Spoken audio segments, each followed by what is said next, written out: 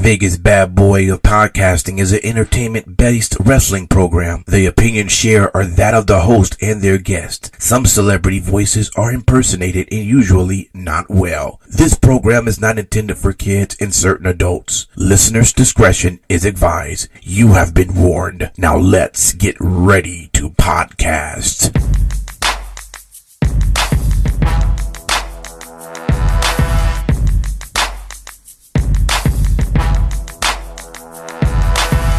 Hey, what's up, everybody? It's DJ Impact. I know what you're asking. Where these guys been? Don't worry, we've been around. It's just that time of the... What do they say for women? It's that time of the month. For us, it's that time of the week when we're fathers.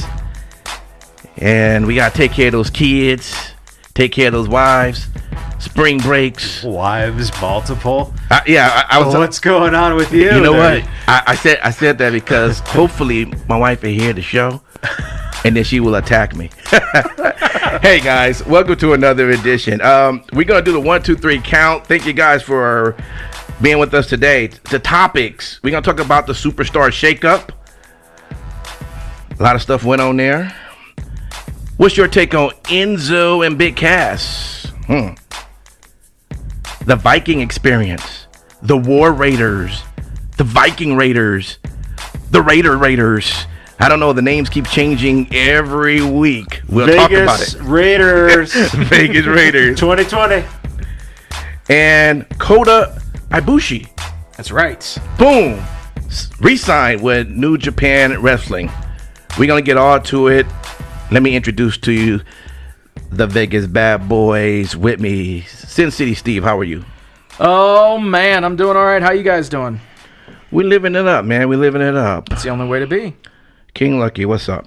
It's me. It's DDP. All right. And Matt Michaels, what's going on?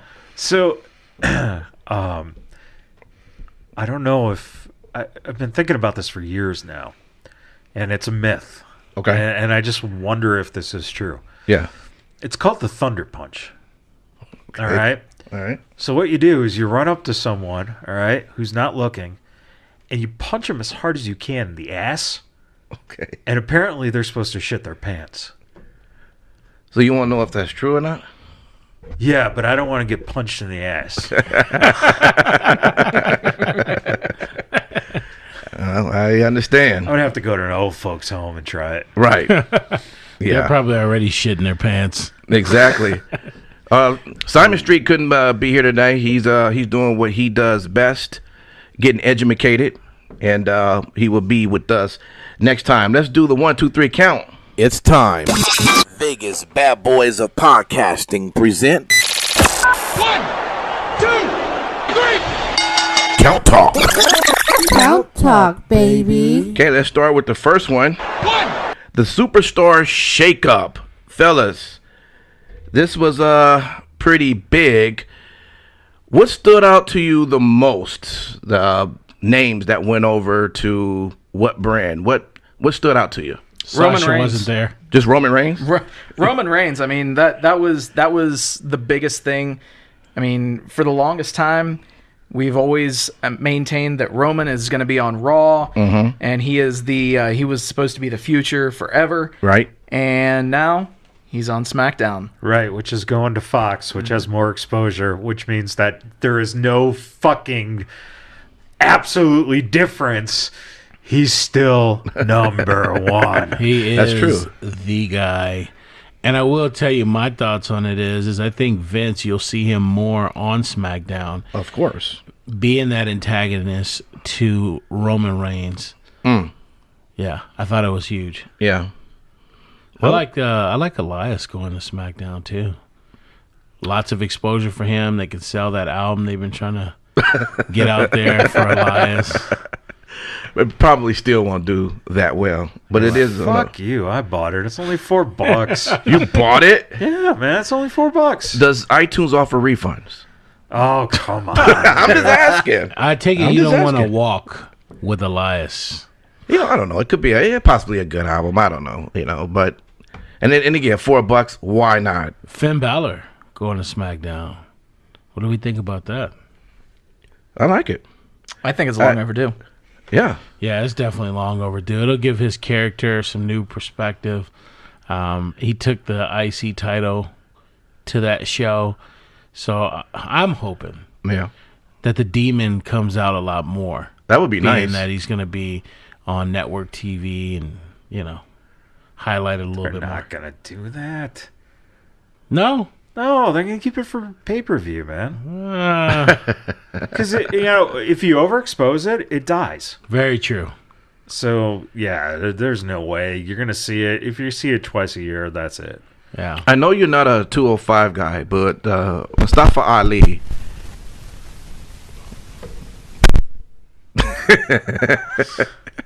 Yeah, that's exactly all good. what I think about 205. $4. How many tracks is on that? 4. Oh, so it's $1 track. $1 track. Well, going back to what I was saying though, you know what? Just move your this way here. Yeah, that might be it. I'm still working on putting all the magic on this. Mustafa Ali though, I think look, come from 205, and it was an awesome match. Yeah. Okay, between him and Finn. So, first off, it shows that it was a good choice to put Finn on there because you're gonna get a lot of great matches. And that was a perfect example, that match, when we saw it. So I'm sold. They also brought up Buddy Murphy, too. So yeah. They brought him up to the big time. So are you slowly kind of thinking to give 205 a chance? There's no way he fucking watches Yeah, it. there's no way. Okay. All right. No way. Honest. Just thought I would try. Yeah. AJ Styles going to Raw. Lots of dream matches there, right? Yeah, like AJ versus AJ. Right. Yeah, a lot of dream matches though. AJ versus Seth freaking Rollins. Okay. It's a great match. Yeah, that's one good match. Yeah. You're probably looking at WrestleMania's. They should have did it this year. Are they just Main going to run event. that one match for the entire year? No. They'll have other They would matches. never do anything like that. Yeah. Never. Unless it's Rey Mysterio and Andrade. They'll run that match like 15 times. Well, what's your take on Lars, man? Come on. Oh, my God. Are you happy he's finally got a home, though? I'd be happy if he got buried as big as EC3 gets buried. That's an understatement. Well, I think Lars, he could be a great guy, but for all intents and purposes, to me, has no charisma. And Vince seems to love this guy because he's going to push him to the moon. Yeah. He's gonna push him to the moon, and your dumbass in fucking 6 months is gonna be like, Lars is the best fucking thing in the world. Mark my words. I can almost see you with a Lars t-shirt Mark on. my words. There are some people that I just can't buy into. Okay. And I can't buy into Lars at all. Mm-hmm. No matter what he does, Right. his character doesn't have that much versatility to Yep. me. Mm-hmm. He can go only one way. Yep, this is the same guy who just weeks ago, Baron Corbin is fucking awesome. He's great. And then, he can't wrestle Kurt Angle. I don't want to see him Right. do Kurt Angle's final match.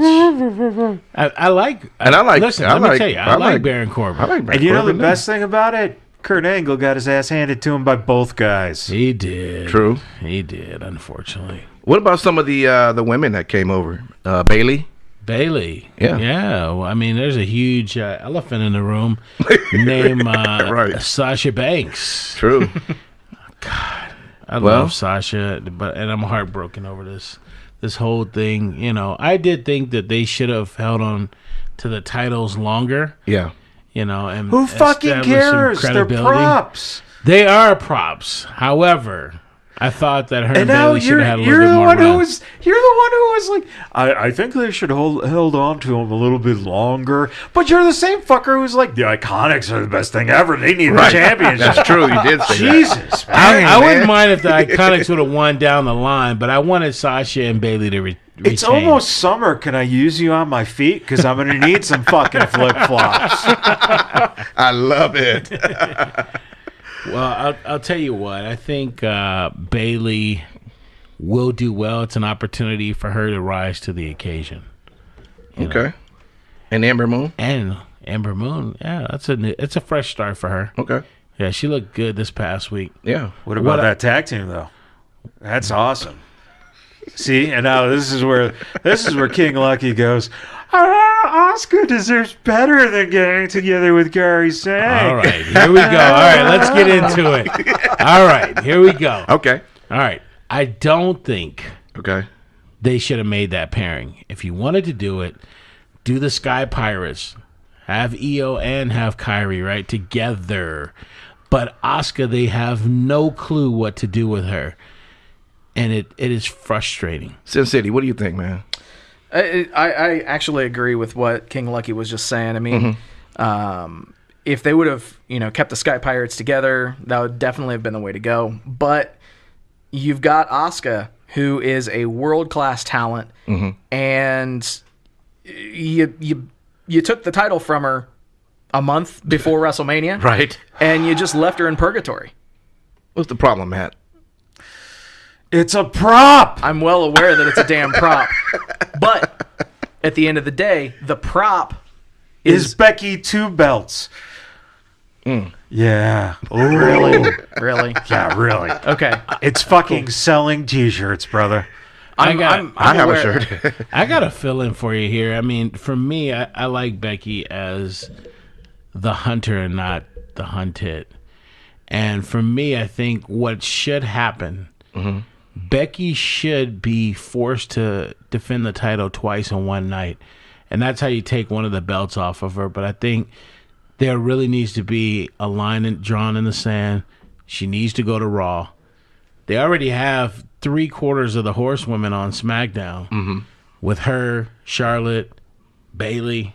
I mean, I don't know. I think they need to shake that scene up a little bit. It's cool for her to be the champ, but I'm ready for her to give up one of those belts. It looks like you're Ready for her to give up one of those belts. It looks It's like you're been done with 2 Becky. fucking weeks. It looks like you're done with Becky I'm already. not done with Becky, but I can tell she's kind of cooled off a little bit. See, that's the stuff Sami Zayn talks about, right? Isn't that Yeah. what Sami Zayn talking about? The fans, Yeah. you cheer for them that minute, and next thing you know, fickle.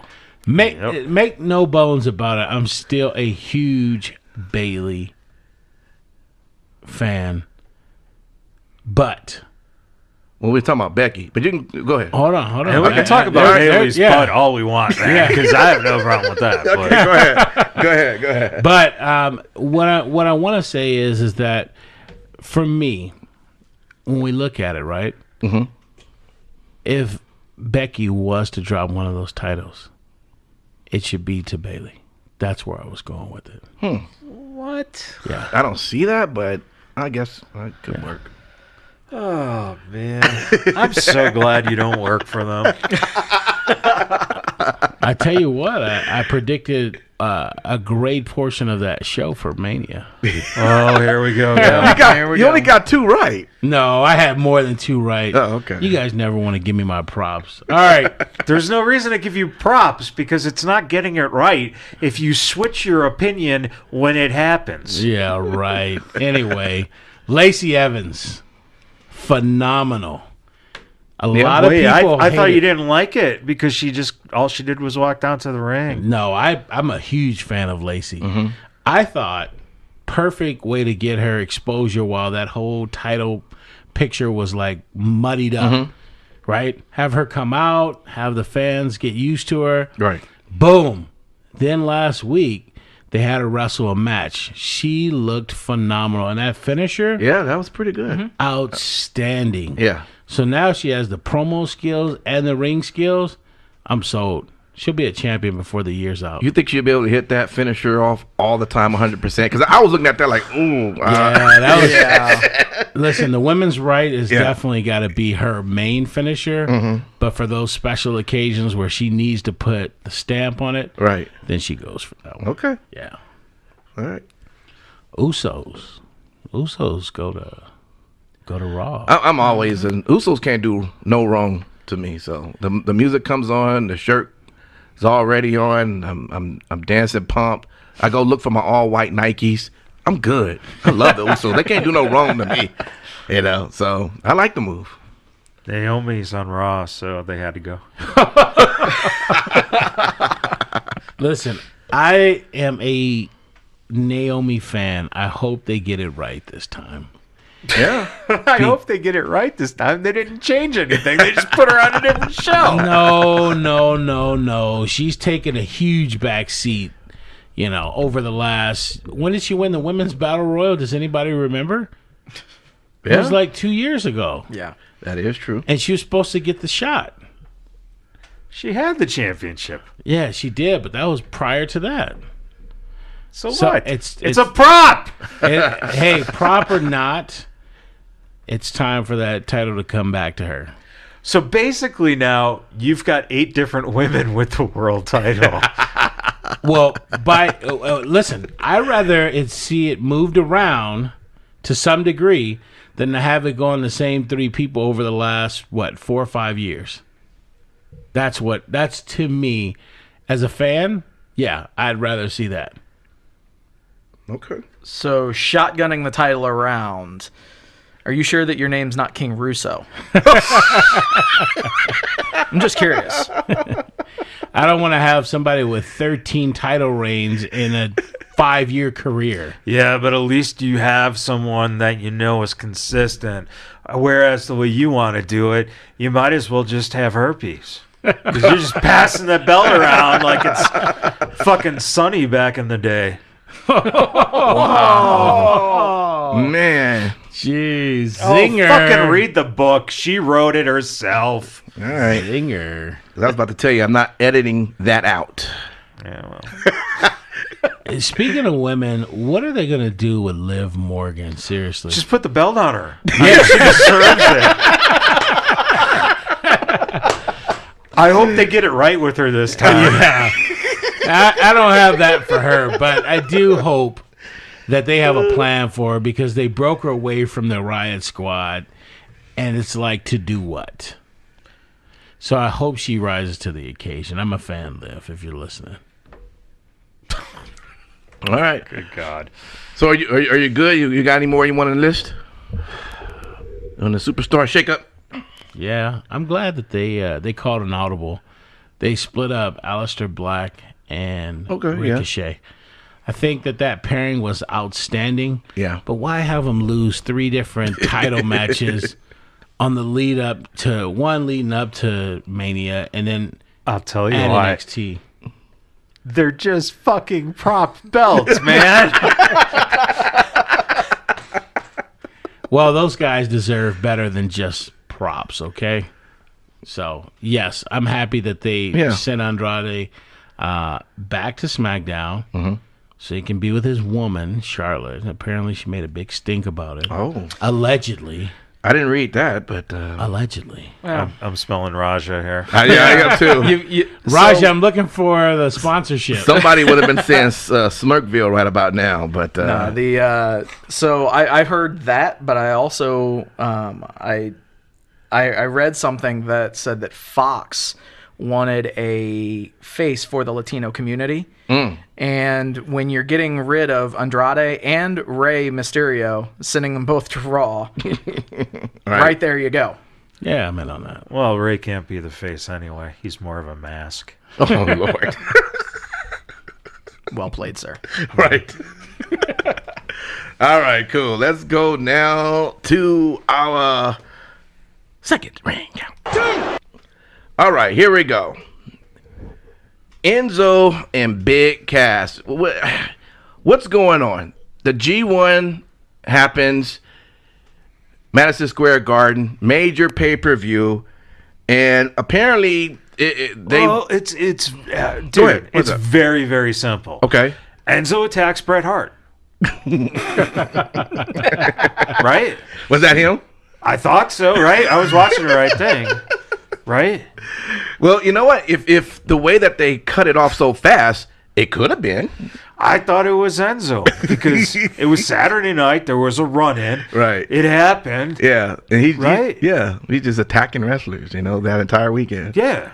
I don't know. I mean, apparently there was something that they were a part of the plot, but apparently they went further than what they were supposed to do. And since then, we don't know what's going on. Are they apart? Are they not apart? It looks like they're not apart, but no one hasn't said anything. What's your take? Yeah, they were at neither of the ROH shows in Pittsburgh or Columbus this past weekend. According to the Melts, Dave Meltzer, they're not currently scheduled for any future appearances with the company. Okay. So, but as always, plans can change. Well, true. I'll tell you what, and you guys know it. I'm like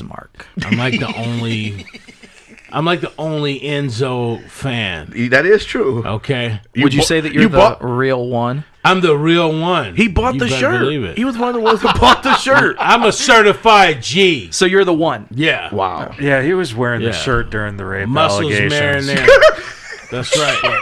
He was. I mean, this is just real fucking facts of life. Rape allegation comes up. Lucky's still wearing the shirt. Oh my God. Listen. I think Enzo, great promo artist. Definitely. Wrestler, not so much, right? Right. But he did well for the stint that he was there. I'm excited to see him back on TV. I'm happy. I watched quite a few interviews of his. I'm happy that when he heard that Big Cass had a seizure, he reached out and buried the hatchet. And I'm happy about that. And now they're going to make money together. So I'm happy for Well, those we guys. hoping they make money. They believe me, they're going to make money. Okay. They're going to make money. They're not showing up anywhere. There's a huge fan base for those guys. How you doing? All right. Oh, listen, just because your waistband's huge doesn't mean their fan base is actually huge. It's still one. Yeah. Yeah, how you doing? All right, let's go to the next one. 3. Okay. Viking experience, War Raiders, the Viking Raiders. The Vegas Raiders. Why all the name changes? From the way it was rumored, I heard Vince thought of it like within a few minutes before they even walked out. You see, pal. I guess it's true because I'm gonna throw myself out there. I never believed, and everyone always tells me that Vince doesn't watch NXT, doesn't really pay much attention to it. So I guess it makes sense that when a group that's as popular coming out of NXT come out, you go, you know what? I don't like the name. I'm changing it. And then that changed. It's because he still has the mentality. Don't forget, I don't think he's realized that NXT is his own product. Right. Seriously. It is, right? Right. That's why I didn't believe it. That's why I didn't believe it. And still have a hard time believing it. Yeah, no, he doesn't take that into consideration. So, I mean, let's face it. They're gonna end up doing the conga line with No Way Jose anyway.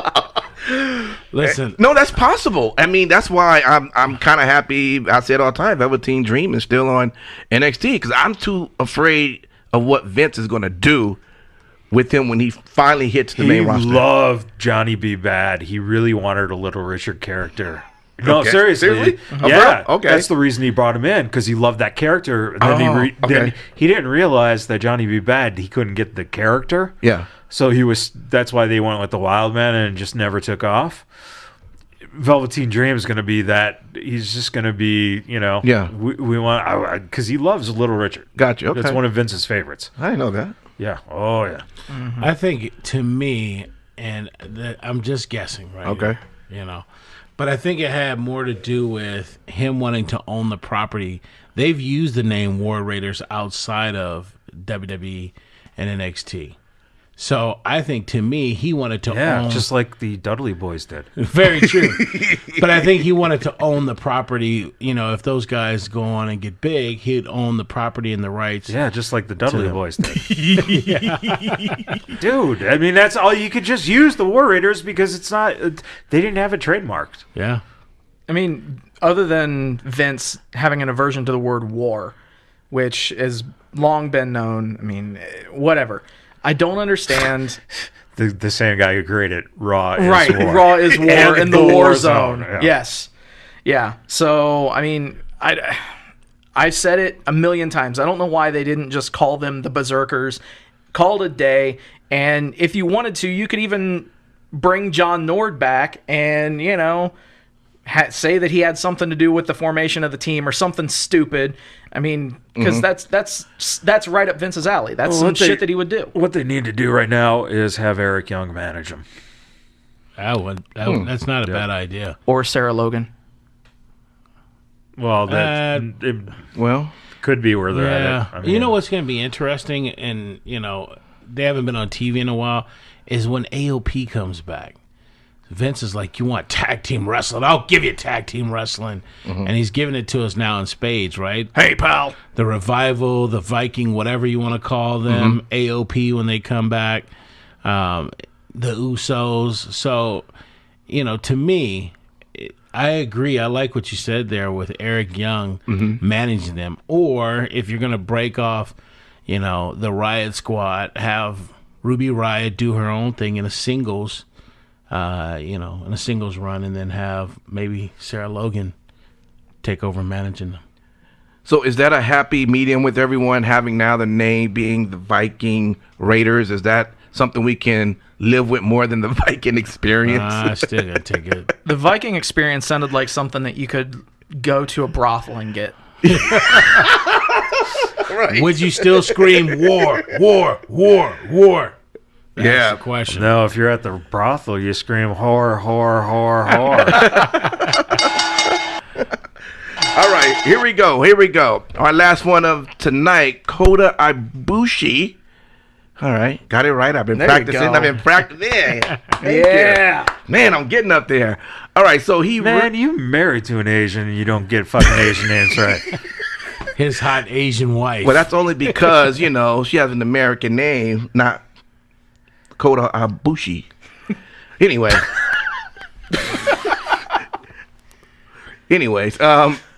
Resigns with New Japan. What's your take on that, Sin City?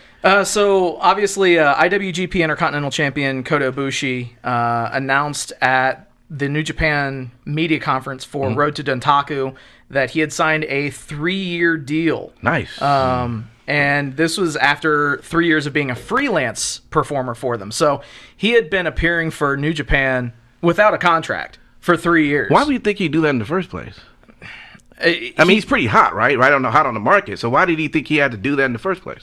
I think that he needed to make a statement as far as his loyalty. Okay. Because he's been linked to Kenny Omega for years, and obviously with Kenny Omega leaving to go, you gotta watch it, Steve. I know you're new here.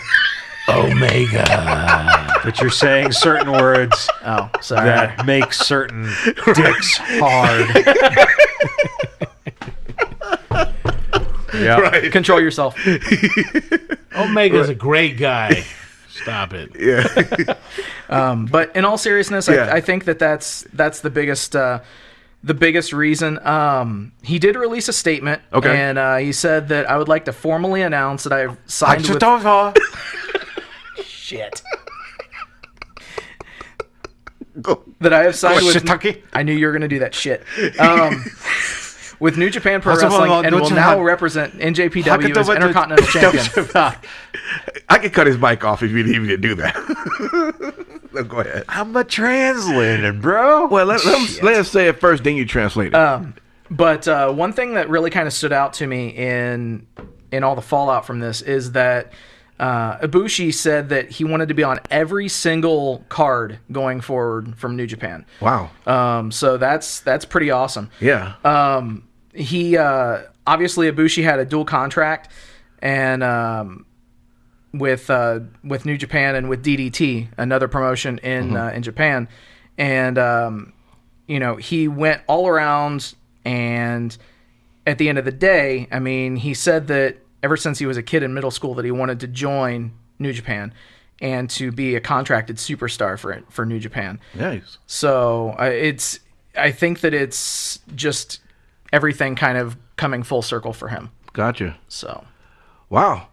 Well, guys, that pretty much wraps everything up. What's on your mind? We can. That also leads into one very important thing, and that is the man we're about to talk to is a New Japan man himself. That's true. That would be Mr. Lance Hoyt. Yes, and Lance Archer, Hoytomania. Yeah.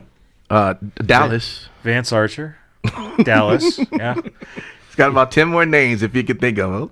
But a really cool guy. And Very. Guys, definitely, absorb what he says in the interview. There's a lot of great stuff that he talked about that you're going to hear here in just a little bit. And, we're proud to have him as a friend of the show. And he knows that if he's in Vegas, the bad boy's going to take care of him. Yeah. Hey, why don't we just go ahead and get to Lance right now? All right. We have on the phone professional wrestler Lance Hoyt. Let's give it up for him. How you doing, Lance? What's up, guys? Let's go right into it. King Lucky. Lance, how you doing, buddy? So my question Good, is, you've got 19 years in the business. How'd you get started? You know what? I was playing football in high school and college, and that was really what I really wanted to do. I was passionate about it. I practiced hard about it. I went to a small school in Texas called Howard Payne University, and there was probably close to 200 guys on the team. We had 11 quarterbacks, and that's the position I played. So there just wasn't a whole lot of opportunity because I wasn't one of the main recruited guys at the time. I transferred to another school in San Marcos, Texas. It's now called Texas State University. It was Southwest Texas State when I was there. Right. And again, kind of a smaller school with a lot of players on the team. I think we had 9 quarterbacks when we started our two-a-day camp and things like that. And so it just wasn't a situation where, I worked hard and I tried hard, but it just wasn't panning out. I was a fan of pro wrestling, while I was in high school and college. And so after I got out of football, I was really still looking to stay in some sort of athletics. And I was working in some clubs in downtown Austin, and the guys who owned the club knew I was a big pro wrestling fan and all that. And so, when I got out of football and I was just working a lot, they were like, hey, we know a guy that's starting a wrestling school here in Austin. Have you checked it out? And I was like, no. And so they made the introduction. I went and did a tryout. It was one of the most painful things I ever did. I tried to get out of it. I was like, oh, man, I told the guy that owned the school, I was like, man, I'm a poor college kid. I don't really have any money, because he was asking for something crazy up front. Actually, to backtrack a little bit, I signed up to possibly be part of Shawn Michaels Wrestling Academy in San Antonio. Oh, right. Got accepted into the school, but unfortunately, when his mom, Carol, who was handling all the financial side of the school, called me to let me know that I'd been accepted into one of the classes, I just had a car accident. I wasn't injured or anything, but my car was totaled. So I didn't have a car. And then she was like, oh, well, are you going to be able to get a new car? And I was like, well, I'm going to do something to get a new car, at some point here soon. She's like, okay, well, if you get a new car, let us know and we'll get you into the next class. And I was like, well, how much does the school cost? And she's like, $3,300. I was like, oh, that's a lot of money for a college kid. And she goes, oh, well, you don't have to pay it all up front. You can pay it off in installments. I said, well, how much is that? She goes, oh, you pay it off in three-month installments. And I went, so I'm going to pay $1,100 a month for the 3 months to pay this off. And she goes, yep. And I went, okay, well, right now I can't afford it. And she's like, well, if you get money in the car, let us know. Oh, man. And then later the place in Austin kind of came about. Again, I tried to, after I didn't understand how painful professional wrestling could actually be, I tried to get out of it, tried to give the excuses. I didn't have the money. I was a poor college kid. And he goes, oh, well, how much can you pay? And I think I told him like $200 a month. He goes, okay. So I was like, oh, I backed myself into a corner. It was either, balk out of that or, just go through with it. Luckily, I stuck with it. And 19 years later, here we are. Yeah, oh yeah. Nice. So one of the things I was going to ask you is how was the transition from going to wrestling? Because you talked about how painful it was going from the other sports that you played into wrestling. Mm-hmm. Yeah, I mean, I was a quarterback when I played, and especially in college. They never hit you. Right. You did half the calisthenics, half the exercising and stuff like that, because they wanted their quarterbacks just to be able to play. They wanted their quarterbacks to be smart and learn the schemes and the plays and all that stuff. Physically, we weren't really held to the same accountability as the running backs and the linemen and pretty much any other position. Yeah. So I didn't understand how physical professional wrestling was. I was a fan of it. I appreciated the athleticism that existed in professional wrestling, but I didn't know how physically real it could be. It was one of those things where, people watch it on TV and they think, oh, it's trampoline, oh, it's this, oh, it's that. And it's like, until you start falling on a solid floor, that's wood and steel and cabled ropes and, it's not like you're jumping in a pool, and you're definitely not jumping on a trampoline. You just don't understand until you physically do it and go through that. And that's what happened. I went through a tryout, and, they had me hitting the ropes, and they had me taking the falls, and they had me dropping elbows and stuff like that. And, after I left there, my back hurt, my neck hurt, my ass hurt, everything hurt. So I didn't realize how painful it was. And I was like, screw that. And like I said, the guy kind of backed me into the corner with accepting my cheap payment offer. And like I said, luckily I got over that. And I'm a fairly tough dude, I'd like to believe anyway. Right. So you mentioned in high school and in college, you were a fan of the business. Who were some of the people that you really were inspired by at that time? Well, a lot of people grow up watching wrestling. Like they're little kids, and they have when I was 8-year-old, my dad took me to wherever, and I watched so-and-so for the first time live, or I watched it on TV when I was young. And I didn't have that experience. I didn't go to wrestling when I was a small child, and I didn't have wrestling on TV my whole childhood. And I didn't start watching wrestling until I want to say my sophomore or junior year in high school. And we won't go back to when that was, because that'll but Sting was my favorite. This will age me anyway. Sting was my favorite, and it was when he kind of donned the Crow persona, because I was a huge fan of that movie, The Crow. And, right. That's when he took on the face paint and was very quiet and just in the rafters, and you never knew where he was. Just that captured my attention automatically, and that's what got me into wrestling. And I was a huge WCW fan, huge WCW mark, if you wanted to say it. And I didn't watch WWF as it was at the time, because I was just a WCW guy. I was just a Sting guy. There's a few other guys in WCW that I liked, obviously, but Sting was my guy. And like so many others, I started watching WWF when they did the tonight, Mick Foley or, Mankind, he's going to win the title. How horrible is that? And I went, really? Let me see how horrible this is. Right. And I started watching it. And I was watching both of them, and that's when my Monday Night Wars started for myself. Because, I would start taping the shows and stuff like that. Again, I'm dating myself, because you had to actually tape the shows, the 2 VCRs and all that stuff. And for you kids out there that don't know what that is, I still got some of those VHS tapes. Yeah, I got a whole box of them in the garage, like 2 boxes. Yeah. Well, so that. Go ahead. And that's the interesting thing too, because what you're saying I relate to.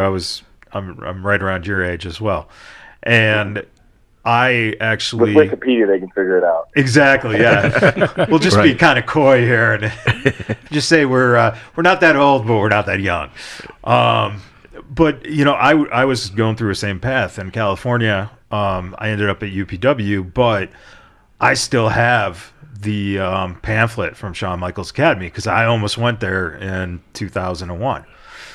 And it's interesting that being at, let's say, that age, and you have these guys you're looking at, like you said, Sting was a guy that you looked upon and you really enjoyed what he was doing. What was it like then, being able to go into wrestling and being a part of TNA, and then having a guy like Sting now kind of around. And, was it surreal that all of a sudden some of these guys that you're watching just a handful of years ago, now you're around them? Oh yeah, absolutely. I mean, I tell this story all the time, is that, when I started working with TNA in 2004, like within the first couple weeks, they filmed a movie. It's a small time movie that they did about Sting's life, about his faith and his family and the wrestling business, so on and so forth. And I got asked to be a part of the movie. And one of the scenes, I actually got to hit him with a chair. And, that was a huge, huge deal for me, especially at that point in my career, and, just getting to meet him and things of that nature. So it was really cool. I got to be part of the movie and do some stuff. And like I said, I got to hit him with a chair. And, for me at that time, I was like, I could have retired and I didn't go. But now, here's a fun fact. He actually lives about 20 minutes from me now here in Texas. Oh, man. How cool is that? Yeah. Do you ever connect with him? He's a very cool guy. What's that? Do you ever connect with him? Yeah, actually I do. And that's the cool part. Like sometimes they tell you never meet your heroes or your idols or whatever it is. And I have to give him credit because, again, TNA time, and he was always very cool, very willing to give advice. If you ask questions, he was very willing to talk to the younger guys and the younger talent within the company. He never turned away from anyone in any of that at any time.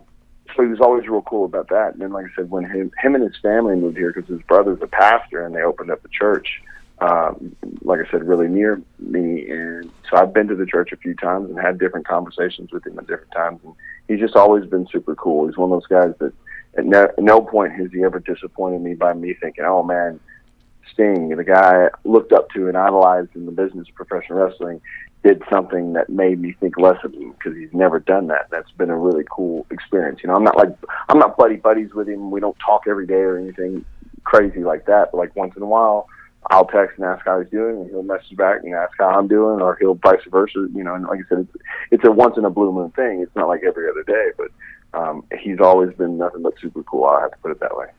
That's awesome. Yeah. Yeah. So really quickly, you mentioned your time in TNA pretty briefly there. How did that come about? The business of professional wrestling, guys all the time, guys and girls will ask, well, how do I get to that next level? How do I get, into that company? And TNA at the time was the new company. AEW right now is the new company that's about to start, and everybody's paying attention to it and what's it going to do and how's it going to do and all that. TNA was that company when I was kind of coming around in the business. WWF or WWE, we was pretty much absolutely the only thing around. So they didn't have any real competition of any sort, and TNA was starting, in a sense, to become that. They had the pay-per-views, and then we branched off into TV and stuff like that. But anyway, so I was an independent wrestler here in Texas, and a guy named Britt Britton ran what he called a WrestleCon. This was WrestleCon before WrestleCon existed. And it was done here in Texas, and it was basically kind of the same thing, where he had some wrestlers, past, present, and future, all there signing autographs and whatnot. And there was like a trading card convention going on with sports stars and stuff like that at the same time. Anyway, and he brought in Lollipop, who was one of the cage dancers for TNA wrestling at the time. Yeah, right. And we all went to dinner, like all the people he brought in, including myself and Lollipop, and some of the, like he had the Missing Link there back when Missing Link was still alive. Wow. Just there were several names that were there, a part of this thing. And anyway, she was just curious. She said, asked me if I'd ever tried to join TNA, and I said, well, I was like, I've tried, but nothing really worked out. And she's like, well, give me an 8x10, give me a videotape, again, dating myself. And she's like, I'll see if I can. She's like, I'll see if I can pass it to somebody and see what happens. I said, all right, I appreciate it. So I gave her a tape, and I gave her an 8x10, small bio, whatever, and she passed it to Bob Ryder, who at the time was, I think, a lot more influential in especially the Explosion stuff, because Explosion was used as its tryout time. They would actually bring in talent that wasn't a part of the roster, and you would usually wrestle somebody who was on the roster. And that's exactly what happened. Like within, I want to say, like a week of me giving her that tape and that picture, I got an email going, hey, here are some Explosion dates. Make a choice, and you're coming in for a tryout. Wow. Wow, amazing. And I did. I went in a couple different times. Actually, my first match was with Don Harris, who was running the whole backstage area at the time, and we had a good 6-minute match, whatever it was. And then I think I drove myself again. I'm driving from Dallas to Nashville. It's like 9.5 hours. Wow. And I drove myself there one time, wasn't even booked, and I just showed up to make sure they saw my face. And then, I got booked again, had like a tag match. The crazy part about that, I thought was me and Delirious, who is with Ring of Honor, runs Ring of Honor and all that stuff now. We tagged against America's Most Wanted, James Storm and Chris Harris. And then I think I was coming up for what was going to be like my third Explosion appearance and whatnot. And when I showed up, instead of being on Explosion, my name was on the main board, teaming with Kid Cash. Cash and I had a really good match with Sonny Siaki and Simon Diamond, and came back from that, and they were like, they offered me a contract right then and there. That's amazing. That was a pretty quick and cool experience. So going back to when guys and girls ask how do you get to that next level, how do you get there? It's show business still, and a lot of times it's more about who you know rather than what you know or what you can do. This day and age, with the exposure that wrestlers can get through the internet and through Twitter and all the different social medias, I think has changed the game, and you can be noticed by somebody who wants to pay attention without you even trying. Whereas back in the day, especially then, you needed somebody else to go, hey, give that person a chance. And that was same case with me at TNA. Going back to my first match on teaming with Kid Cash, Johnny Swinger was having a baby and couldn't be there. They needed somebody to fill in the spot. Don Harris piped up and said, hey, that kid I worked with that one time, he's coming here. He looks like a bigger version of Cash. Put him in there. Give him a chance. And they said, cool, we'll do that. And that's what they did. And then I got 5 years with TNA out of that. And coming into that situation, was Dusty booking at that time? No, he wasn't there yet. This was still when like Dutch and Jeff and them were all booking it. Okay, so then you were mainly dealing with some of the legendary names there in the Jarretts and in Dutch and stuff. Mm-hmm. Was that easy to was it it's a little more intense when you're up in like WWE. Was it easy to deal with those guys backstage, or were they constantly saying one thing or doing another thing? How was it under them as compared to a little bit later when you would get a new booker in with someone like Dusty? No, I mean, the TNA vibe for the most part was always pretty laid back and cool. Like it wasn't too stressful in that sense, Dutch and Jeff and them were always pretty cool with me and how they handled me and reacted with me and stuff like that. So I never had any problems as far as that was concerned. When things changed, I don't know, it wasn't one of those things where you just noticed it was a huge change and everything changed and the attitude changed and the personalities changed and things like that. So even when Dusty kind of took the book and was in charge of it, and Dusty was always really cool with me. He was actually a supporter of mine, actually helped me get my job at WWE later because he was there. Right. So a lot of my career in some sense goes back to Dusty and what he was able to do for me. And even Scott D'Amore, when he was booking and things like that. It wasn't ever a situation where anybody acted differently towards me. It was just, TNA itself changed in a lot of ways, whether it was who was booking or how they were booking. Because, I got there when we were just running the Wednesday night pay-per-views. And then we advanced to the first Impact tapings when we were on Fox Sports. And then it advanced to Spike TV. And then it advanced with actual 3-hour pay-per-views. And so I was there in those steps. And those steps were more frustrating than dealing with the booking team than anything, because the company as a whole, every time it took a big step forward, felt like they needed to rely on the bigger names of the business rather than the names of the guys and the homegrown talent that had kind of gotten them to that point.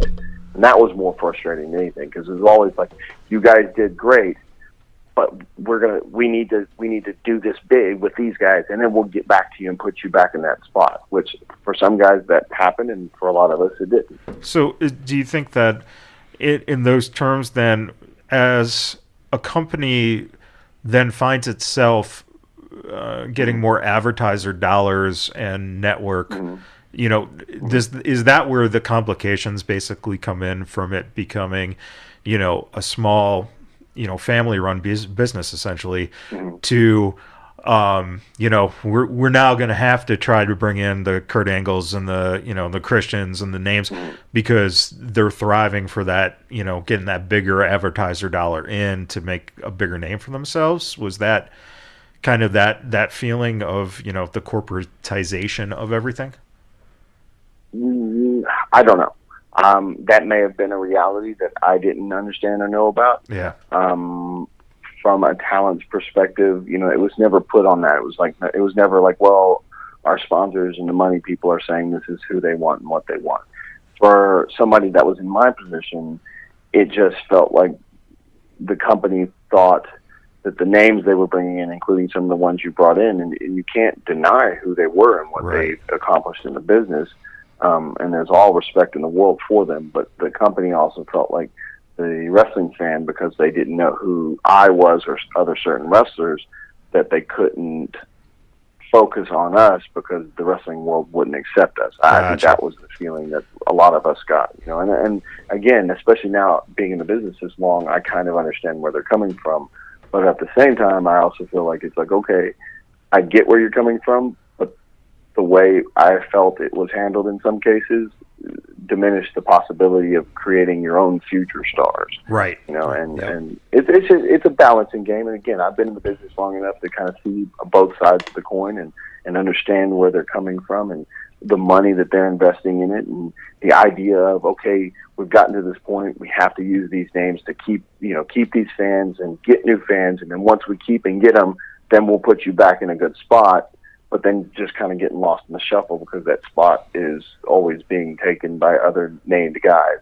And for the guys, that have made a name for themselves in the business, who are looking for a new opportunity, as some of them were doing with TNA as a new and upcoming company, again, kind of the same in the sense as the AEW are, they're looking for their own new opportunity, like myself, who's been in the business this long and looking for new ways to recreate myself and prove to the wrestling world that, my position in certain places at certain companies wasn't what I truly am, and so on and so forth. Again, I've been in the business long enough now to kind of see both sides of the coin and understand where they're coming from, both the young and the old. And being that you've been in the business for, quite some time, is there an angle or one match that you're like, you know what, this was the one for your career? As far as what? No, I think I personally look at my career as always looking for that next step, that next chance. I'm always pushing myself hard. I'm always trying to keep my body in the best shape I can be. I'm always looking for new ways to adapt to my personality and character. So I don't look at anything that I've done in the past as that was it. I always look at the things in the past like that was a lot of fun. How can I learn from that, and how can I move forward now? Like the rock and rave infection. The rock and rave infection was a lot of fun, man. Oh, yeah. There was a lot of stuff. We felt there could have been so much more done with the rock and rave infection, but it wasn't. It was what it was. I had a blast doing it. Jimmy Rave, one of the smoothest wrestlers I've ever seen in the ring. Yeah. Christy Henning is as beautiful and hot as she could possibly ever be. Right. We had a great dynamic, and a lot more could have been done with the team. It wasn't. Whatever. I had a lot of good times. There's still people to this day working, because I still have fun working on the independent scene and whatnot. They will go, oh yeah, the rock and rave infection, I love that, and I'm like, well, I had fun with it too, but it only went so far. So yeah, it was awesome. And along those lines too, I mean, you've teamed with a lot of different wrestlers and things like that. Is there one particular tag team that just every single time you got in the ring with them, you felt like there wasn't much work you had to do, it just felt great? Man, it's such a hard question to ask because, again, luckily I've been in this business at a pretty high level for a pretty long time. So there's so many teams in every company that you could say that with. I mean, TNA, we had some really fun, great matches with the Motor City Machine Guns, the original LAX, and things like that. I tell the story sometimes that we got put in a triple threat tag match at one of the pay-per-views, and I can't remember. It might have been Lockdown, it might have been Ultimate X or something like that. I can't remember what the pay-per-view was. But we were the opening match. We were the opening triple threat match, and I think it was just kind of a thrown together match. Again, Motor City Machine Guns had been wrestling against us. LAX had been working against us. We were three teams that weren't in the tag title picture right at that moment. So it was like, they've been working. Let's throw them in a match and they can open up the show. And so we did. We went out and we had an amazing, fun match.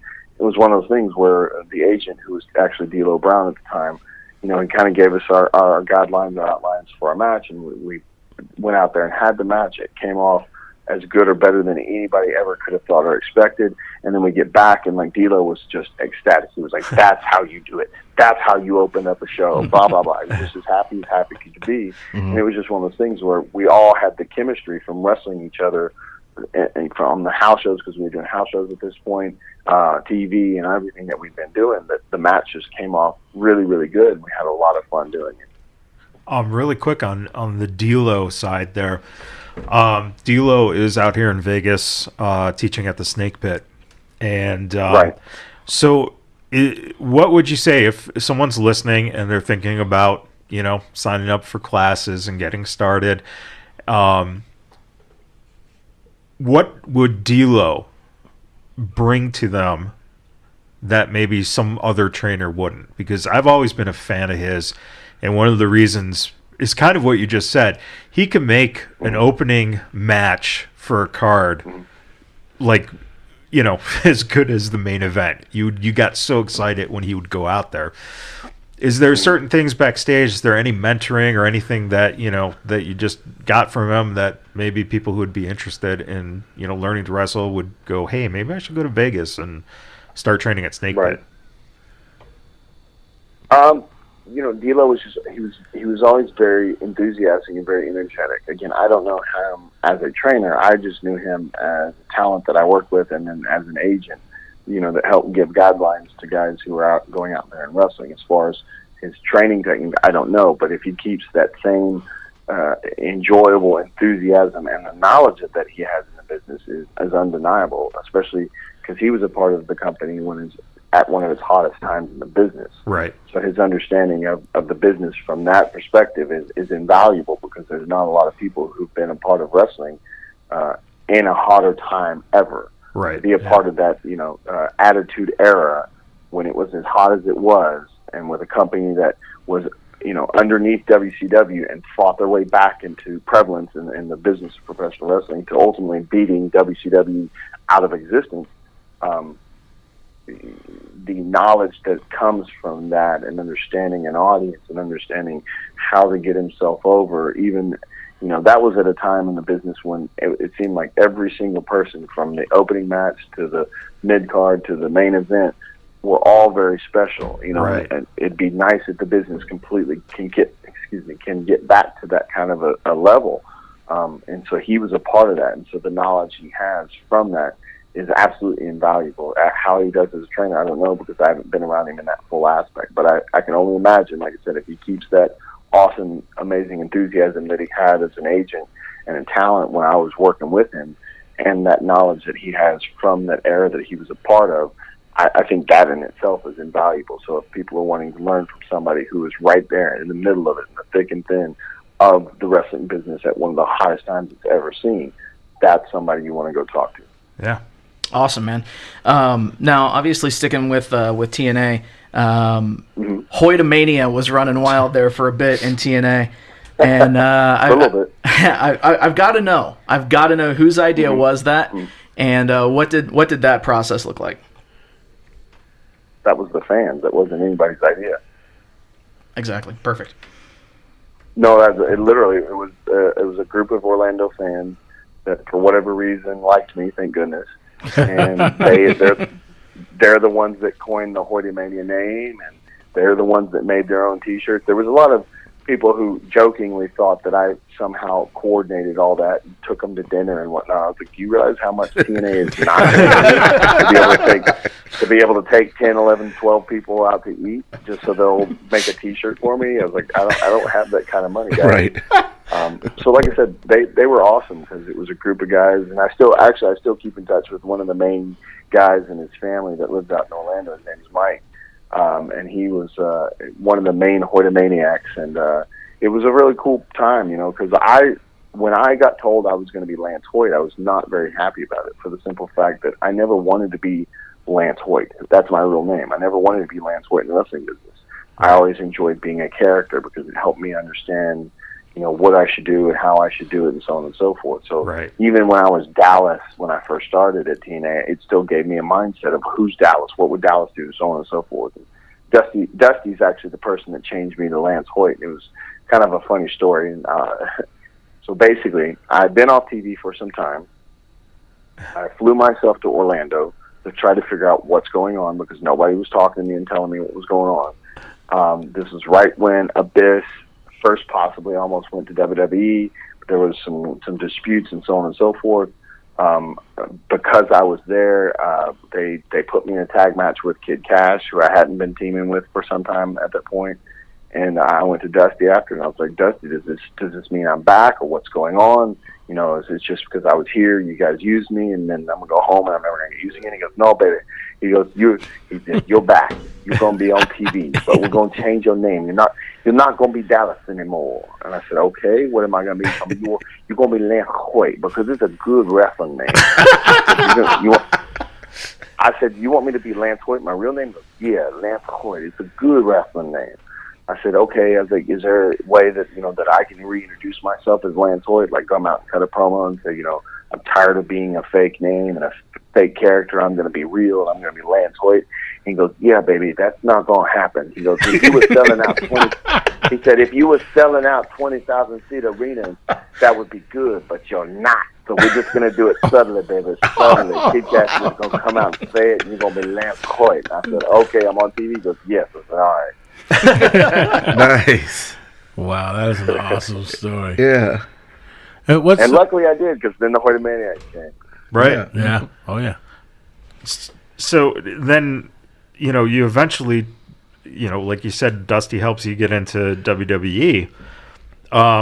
What was that transition like going to FCW and just kind of, just learning the WWE, style and developing the character?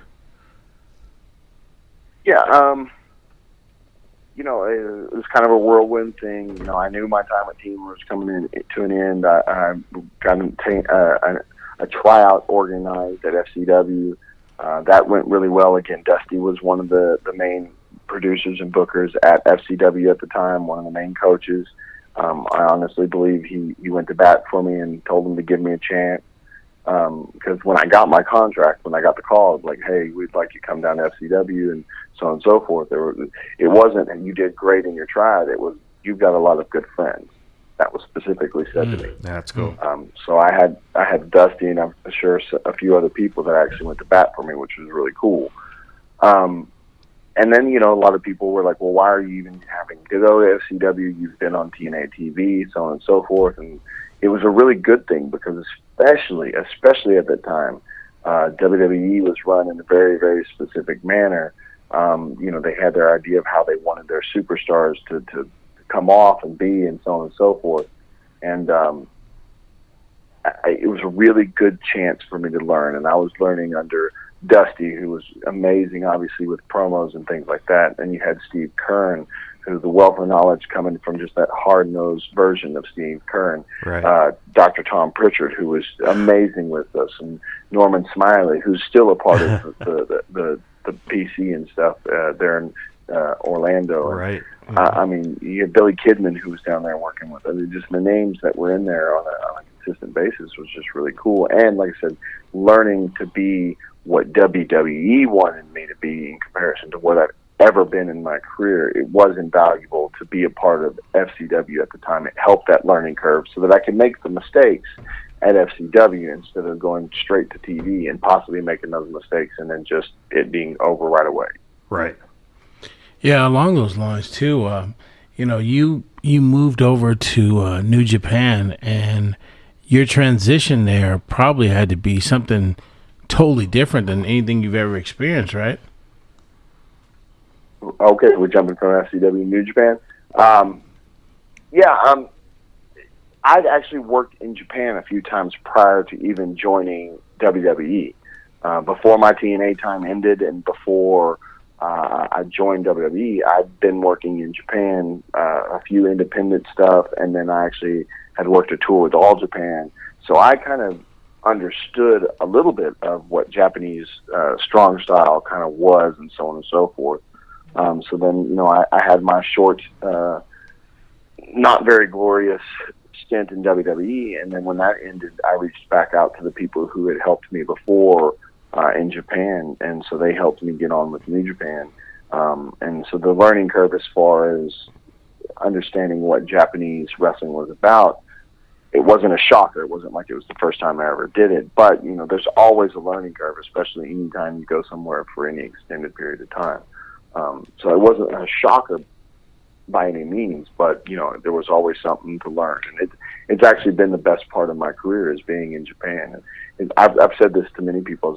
I feel like if I'd had my New Japan run first in my career and then was able to go to WWE, it would have been a very different story of my time in WWE. Yeah. But it's happened the way it's happened. I'm very proud of everything I've had an opportunity to do and what I've accomplished. And I'm having the best time of my career being in Japan. And as of right now, there doesn't seem to be an end to it anytime soon. So hopefully that continues the way it's been going. How is it over there being... I know, when I've traveled around, you occasionally, if you're, someone who looks like an American, the Asians will just instantly gravitate towards you and take towards you. Mm-hmm. How has it been as just, not even as a wrestler per se, but just as a person in Japan, and have they been, let's put it this way, has Hoytomania made its way over to Japan? Well, Archermania is considering I've never been Lance Hoyt over That's there. Right, yeah. The Japanese people are some of the most polite and best people in the world, and the simple fact that they're very prideful of how they take care of themselves and how they take care of their country and things like that. And if you walk into their country and show any ounce of respect, the amount of respect you get back is just amazing. And then being the fact that I stand about 1.5 feet over most people in an Asian country, even Japan, I kind of stick out. And if they didn't know I was a wrestler, they figure it out pretty quickly one way or another. But yeah, no, every experience I've had in Japan, just dealing with the people and the culture and the food and everything, amazing. I absolutely love it. I've had nothing but an amazing time. The way. Go ahead. No, you go ahead first. No, I'm just saying I can't put over the Japanese people and the culture and everything enough because of the way they've treated me every single time I've been over there and been a part of it. The Japanese fan base of professional wrestling is really, really cool because they still see professional wrestling kind of as the sport that, it initially ever was. And they like, if you're put in a submission and you can struggle and work your butt off to get to that rope and you can get to that rope and escape, you get applauded for that. Whereas in the States, a lot of times that's just seen as weak or that's just seen as, right. Where's our next flip coming type scenario. And, the Japanese culture still look at professional wrestling as the sport and the athleticism that it truly is. And it's a different respect level, and it's really cool sometimes.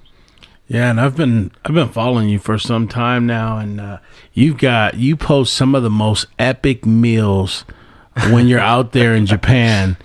Those protein overloads. What's like the most exotic thing you've eaten over there? I got to know because we want to go to Japan. The most exotic thing, and the one thing that I absolutely love that everyone, especially in the States, hates me saying is I love raw horse meat. It is so good. Yes, I saw you posted that, and I was like, oh my God. It is one of the best things ever. Like, I've had cooked horse meat, like a horse steak, and it's okay.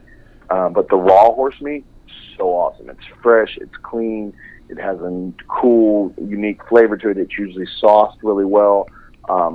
It's just awesome, you know. And then, you know, some of the meals maybe you've seen, whether it's the yakiniku, which is just basically, it's a Korean barbecue done with kind of a Japanese twist, where they just bring you meat upon meat upon meat, and you barbecue it up right in front of you, and you eat it within seconds, and it's freaking awesome.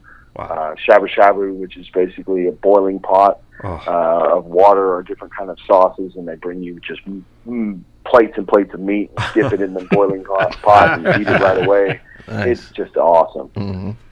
I gotta tell you, I'm really impressed with you know, after watching so many of your matches, watching a guy of your size being able to pull off the pounce.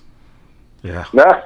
Yeah. Monty's proud of me too. Like, Monty's like, he's still one of my best friends. Probably I would consider him like a brother in life. I send him the gifts all the time of me doing the pounce, and you know, he'll either approve it or he won't approve it. But most of the time, he's like good stuff, and he'll give me pointers of how I can make it better and whatnot. So. Yeah, that's awesome. I mean, 6'8", right? And just pull that move off with just the right amount of speed and power. I tried to add it. I'll put this in mind. He really loved the pounce out of the mid-air that I did to Will Ospreay during the New Japan Cup. He popped good for that one. So obviously you're a 3-time IWGP Tag Team Champion with Davey Boy Smith Jr. Mm-hmm. And that in itself is an amazing feat. Who would you say over in New Japan was your best foe, or your team that you had the most fun in there mixing it up with? Again, so many teams, but you know, I have to give credit to Ten Cozy as the team that really helped put KES on the map. You know, it was one of those things, like, I'd been with New Japan about a year. Smith did some New Japan like in 2005 when he was super young, broke his hand, but then he went to WWE. So they were bringing him back to New Japan in September of 2012, and that's when I was informed that he and I were going to be tagging, you know, and then when we found out we were tagging, we knew each other from WWE, but we weren't buds, and we didn't hang out or anything like that. So this is going to be our first time to really be around each other. You know, they put us together, and especially at that time, you know, we were two guys, you know, that were still, even with what he had accomplished in WWE, I think he was wanting to prove to the wrestling world who he truly was. And so we both were working really well together to try to make the team something special, because we knew if we made the team something special, then people would pay attention to us as individuals as well. So, you know, the Killer Elite Squad KES was born. And then we started, you know, Ten Cozy, Tenzan and Kojima, who in the history of Japanese professional wrestling, one of the greatest tag teams to ever exist. Yeah. That's who we started working with. We probably, between the IWGP and the NWA, probably had 6 or 7 different title matches in some form or another with them on their pay-per-views. And then if you want to talk about the number of live events, house shows that we did where we fought them, it's uncountable. So they are probably one of our greatest foes in the wrestling business in Japan, especially, and what they were able to help KES accomplish as becoming a team, solidifying us as a true, strong championship tag team in Japanese and all of professional wrestling. You know, I have to give it up to Tenko for what they did with us, for us, and against us. Awesome. And what do you like to do when you got a little time to yourself now and you're just kind of you know, relax? And what is it that you you know, take the time to do for yourself? When I'm in Japan or home, or where? At home, in Japan. What is it that makes Lance Lance? You know, I'm a very laid back dude. You know, I definitely enjoy being home. I definitely enjoy spending, especially when summer comes around, and it's coming up soon, spending time in a pool. You know, just being relaxed. I love watching movies. Like, a lot of times I'll go to movies at the movie theater by myself in the middle of the afternoon, because A, they're cheaper, and B, there's nobody there. Yep. And I enjoy movies. I enjoy that experience. I enjoy kind of losing myself, whether it's one of the latest superhero movies or a comedy or whatever it is. It's just kind of being a part of that. We have a drive-in movie theater that's probably about 30 minutes from the house, and I love going and doing that. You get 2 brand new movies. You sit in your car. It's piped in through your own sound system. It's really, really cool experience. It's sad that drive-ins don't exist more. In the US I agree. Because they were such a big thing way back in the day. They really died off. They're making a little bit of a comeback because they're more family friendly and the pricing and everything that's involved in them. So I really enjoy doing stuff like that. And then obviously, I enjoy going to the gym and taking care of myself. And it's kind of my way of relieving whatever stress is in my life, is getting in the gym and trying to hit it hard and go hard and improve myself, and as being a seasoned veteran, I'll call myself that in whatever sense and capacity that could be. That's without calling myself old. Being in the gym helps me, maintain whatever youth I possibly could have. So those are some of the things I enjoy doing. Spending time, my sister has 4 little kids, and they just moved close to the area. They're 8 and under, and I love going and just riling them up and then leaving them crazy and excited for my sister to deal with. Nice. So, That's awesome. they're great. Do they ever? I had one experience with a friend of mine's nieces and nephews who, when I was training, and they heard that I was wrestling and stuff, they spent the whole night, and that's all they did was trying to pin me to the ground and make me do more bumps, and it was just crazy. Do they do anything like that? Do you get them riled up in that sense of hey kids, it's time to wrestle a little bit, and then we'll leave you with mom? Not in a wrestling aspect, but as soon as I walk in the door, especially the 2 older ones, it's Uncle Lance, my sister and my brother-in-law are just oh god, they love it because I have such a good close relationship with them. One of the things I did want to talk about, there's a company called Wrestle Circus that took some time off out of Austin, Texas, and is starting back up on May 12th. Well, they were running in Austin, and that's where my sister and them all lived. And, Wrestle Circus was cool enough to have me on pretty much every show that they had, unless I was in Japan or something like that. And because of that, I got to spend a lot of time with my nieces, and I now have a little nephew and whatnot. And I really got to watch them kind of start to grow up and become, speaking and walking and running, children and whatnot. They all got to come, the girls all got to come watch me wrestle one time. And surprisingly, I thought they were going to be scared to death because it's so big and so loud, and they made it all the way through and thought it was just amazing to watch, and it helped me have such a cool experience with my nieces and now my nephew. And Wrestle Circus, which I think holds a special place for me because of that. And it's one of those companies that kind of exploded and took the independent scene by storm, because there's some of those super indies that about that have kind of exploded and become a mainstay in professional wrestling. And Wrestle Circus out of Austin, Texas, started to become that. Unfortunately, the owner, he had some issues that came up, and the company had to take some time off. He had a kid and things like that. That's not an issue. That's an amazing thing for him and his family. But that caused them to take time off. But like I said, on May 12th, they'll be live on Twitch through their Wrestle Circus channel on Twitch, and you get to watch me kick some butt and have some fun. They're going to have a lot of cool people like Sammy Guevara and them before they head off to AEW. And, a lot of big names in the independent wrestling scene are going to be part of the show, so I think people should absolutely check it out. Including Peter Avalon, is that correct? Yes, I think I'm actually beating him up. He's in my match. All right, man. Yeah, so you're actually in a 3-way on that card against Peter Avalon and Colin Delaney. So that should definitely. That should definitely be. He didn't have a good time in his old ECW days, and this is just going to remind him of it. I'm sorry, man. And what was the date again? One more time, just for those listening. May 12th. May the 12th. And where is this this event taking place? One more time. It's going to be at the 800 Congress Building in Austin, Texas on May 12th, Wrestle Circus. And if you can't make it down to Austin, watch us live and free on the Wrestle Circus Twitch channel. And there's going to be also 3 of our favorites on that card too, and that's the Rascals are going to be on that card, and they always put on. Trey's one of, Trey and Dez,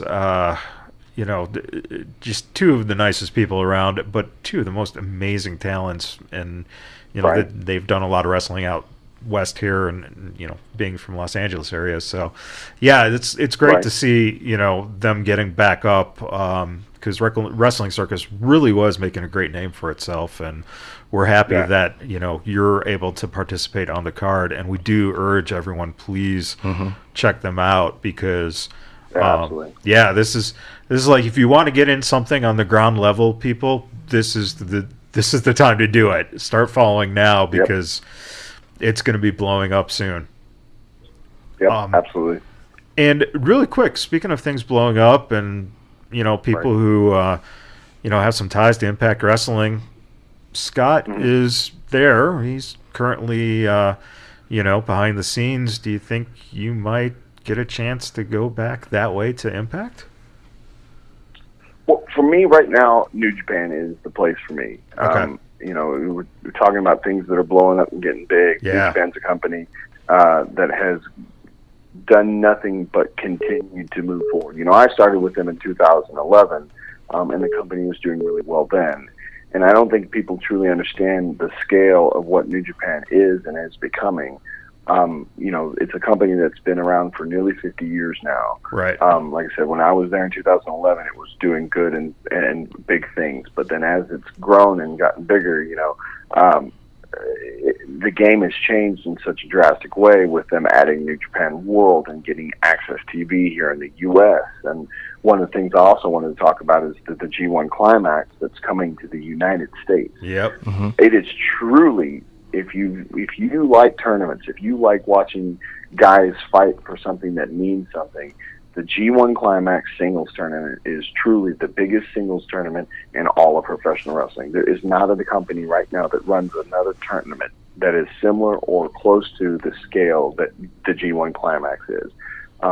And a lot of your favorite, a lot of the favorite stars that exist within WWE now were a part of New Japan, and we're in this tournament. Your AJ Styles, your Finn Balor's, your Shinsuke Nakamura's, your Carl Anderson's. Carl Anderson's one of the very few foreigners that has ever made it to the finals of the G1 Climax. Yep. Yeah. Just watch his Twitter. He'll tell you about it.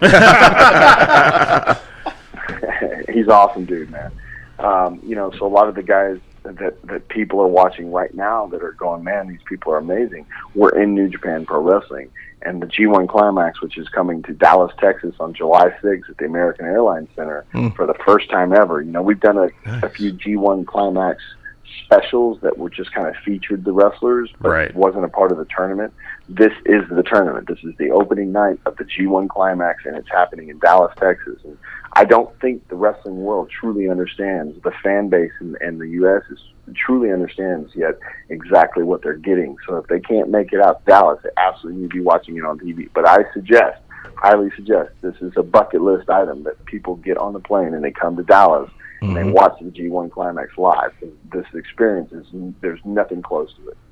That's wonderful. I'm glad you mentioned that, because it's definitely something that it's a chance, if you're in the States, to check it out.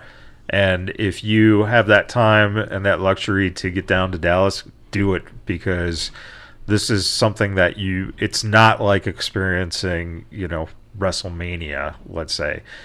It's a different culture. It's a different atmosphere. And I think that, it's wonderful that, there's an opportunity for fans here in the U.S. to get to see the whole tournament. Yeah. Yeah, they absolutely, like I said, they absolutely need to come out and check this out. Like I said, the scale of what the G1 Climax is, there's nothing that comes close to it. The spectacle that WrestleMania is something you can't even imagine, because it's so amazing and it's so big and it's so powerful and so colorful and things like that. Wrestle Kingdom, where what New Japan does at the Tokyo Dome, again, it's another bucket list item that's in Japan. Right. What's happening in the G1 Climax, the quality that of wrestling that they're going to get on a singles tournament scale, again, nothing comes close to matching it. Lance, so we want to thank you for taking this time, man, just to talk with us tonight. Thank you. And you can be reached at Lance Hoyt on your Twitter. Is that correct? Yep, at Lance Hoyt /Archer, I think is on my Twitter. But Lance Hoyt, anything that's that I'm actually dealing with, whether it's Twitter, Facebook, or even Instagram, which are the three main social medias that I use, it's all Lance Hoyt is the main name. Gotcha. Awesome. Thank you so much. We appreciate it. Thank you, man. I truly appreciate you guys having me on today. We can kind of start talking a little bit about the fact that we are going to be at StarCast, because I know it's going to be coming up pretty soon. So we might as well start throwing it out there to folks. Get your tickets. And when you get your tickets, definitely look for us. We have a booth there. You finally get to put a face to the voices. And if you want to beat up Matt Michaels, you want to throw pies at him, you know, because he's just such a mean guy sometimes, it's free. It's free. We actually will supply the pies. You just throw it right at them. So make sure you're at Star. We're gonna have a dunking booth set up, right, with Matt Michaels. It's just Matt Michaels. There's only one. Yeah, hey, that's fine with me, man. And if you find ladies out there want to share some pie with me, I'm totally good. Also, definitely just keep that in mind. We will be there, and never forget to check us out on our Facebook, our IG, our Twitter, Vegas BadBoyz with a Z. You get all the information along with the latest interviews that we will have. So until then, you guys good? Well, we got something major coming up here May 4th. Oh, yeah. Darn it. So, I knew it. yeah. Well, you know. It's good to have you here, man, because I can't think of everything. We've got Mr. Sin Bodie here, just posted the lineup May 4th. Okay. Lucha Libre, Las Vegas. Going to be running 3 shows in 3 different locations. Nice. Yeah, it's going to be a hell of a tribute to Cinco de Mayo. The first is going to be 1:30 doors, 2 o'clock show at the FSW headquarters there at 6035 Harrison Drive in Las Vegas. And then at 6 p.m., it's going to be Boulder Station Hotel and Casino, and that's 4111 Boulder Highway in Las Vegas. You can get to see a great lucha show at Boulder Station, and there might be some more news coming from Boulder Station soon. Oh, yeah. And then finally, the night does wrap up under the dome right there on Fremont Street. There's going to be a mariachi band, live DJ, food, drinks, and 9 o'clock in the evening, under the lights, man. Lucha Libre Las Vegas. It's going to be some great shows. If you guys haven't, you're in the area, you haven't checked them out yet, please do.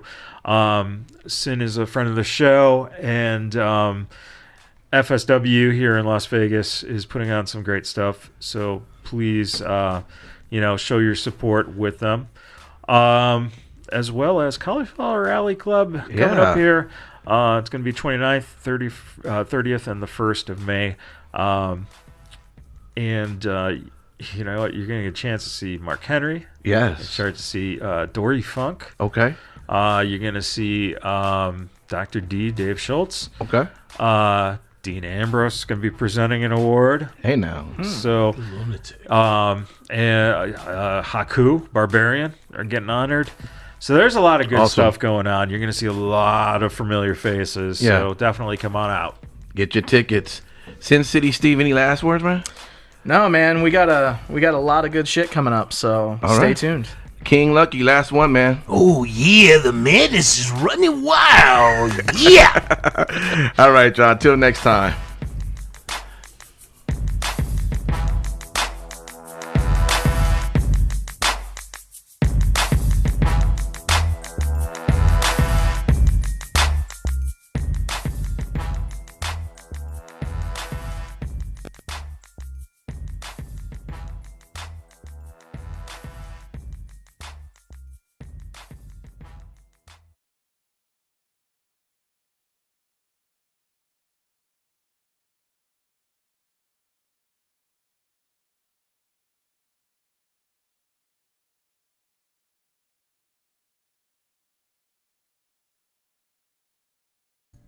Thank you so much for checking out that video. If you liked what we did there, make sure you hit that like button. If you're new here, slap that subscribe button and ring the bell. That way you can be a part of the notification squad. Follow us on social media at Vegas BadBoyz with a Z on Facebook, Instagram, and Twitter. And until next time, we will see you in the next video.